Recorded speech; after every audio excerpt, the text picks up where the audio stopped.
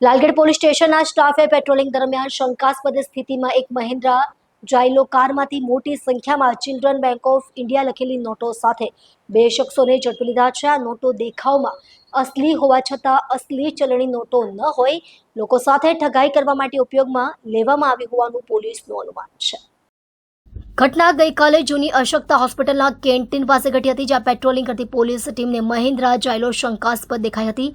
ગાડીની તપાસ કરતા 3 પાર્સલ મળ્યા હતા, જેમાં મોટા પાયે 500 રૂપિયાની નકલી નોટો મળી આવી હતી. આ નોટો ભારતીય બચોકા બેંક 500 નંબર તથા ચિલ્ડ્રન બેંક ઓફ ઇન્ડિયા લખેલી હતી. પોલીસે અસલી 500 રૂપિયાની નોટો 112, નકલી ચિલ્ડ્રન નોટો કુલ 63,879 નોટો, મોબાઈલ ફોન 5, મહિન્દ્રા જાયલો ગાડી કબજે કરી મંસૂરી સુલેમ મોહમ્મદ આરિફ, અકરમ અલી, અનવર અલી શેખની ધરપકડ કરી હતી. પ્રાથમિક પૂછપરછમાં આરોપીઓએ જણાવ્યું હતું કે તેમને આ નોટો તાડવાડી રાંદેરના રહેવાસી ઠાકોરભાઈ મગનભાઈ પરમાર દ્વારા આપવામાં આવી હતી. હાલ તમામ મુદ્દામાલ કબજે કરવામાં આવ્યો છે અને આ નોટોને વધુ તપાસ માટે FSL મોકલવામાં આવી છે. લાલગેટ પોલીસે ગુનો નોંધ્યો છે અને વધુ તપાસ હાથ ધરી છે કે આ નોટો ક્યાં અને કેવી રીતે વપરાવાની હતી.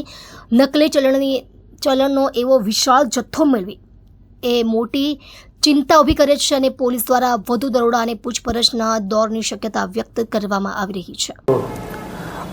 ગઈકાલ લાલગેટ પોલીસની ટીમ પેટ્રોલિંગમાં હતી. દરમિયાન અશક્તા આશ્રમ, અશક્તા હોસ્પિટલ કેન્ટીન પાસે એક મહિન્દ્રા કંપનીની ગાડી શંકાસ્પદ જણાઈ આવેલ અને જેમાં 2 ઈસમો બેઠેલા હતા.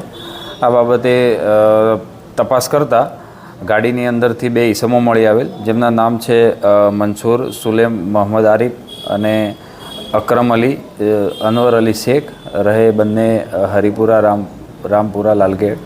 અને ગાડીની તપાસ કરતાં ગાડીની પાછળની ભાગે પ્લાસ્ટિકના પેકિંગમાં 3 ચલણી નોટોના પાર્સલ મળી આવેલ, જે ચેક કરતાં ત્રણેય પાર્સલમાં પાર્સલની આગળ અને પાછળની બાજુ ભારતીય ચલણી દરની ₹500ની નોટો હતી અને વચ્ચેના ભાગે ચિલ્ડ્રન બેંક ઓફ ઇન્ડિયા લખેલી નોટો હતી.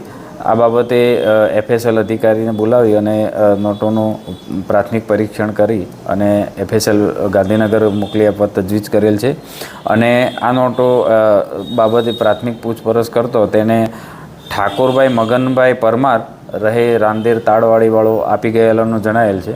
અને આ નોટો ખરેખર ડુપ્લિકેટ છે કેમ એ બાબતે FSLમાંથી અભિપ્રાય આવ્યાથી આગળની તપાસ થશે અને અત્યારે જાણવા જોગ નોંધી અને આગળની પૂછપરછ કરી તપાસ ચાલુ છે.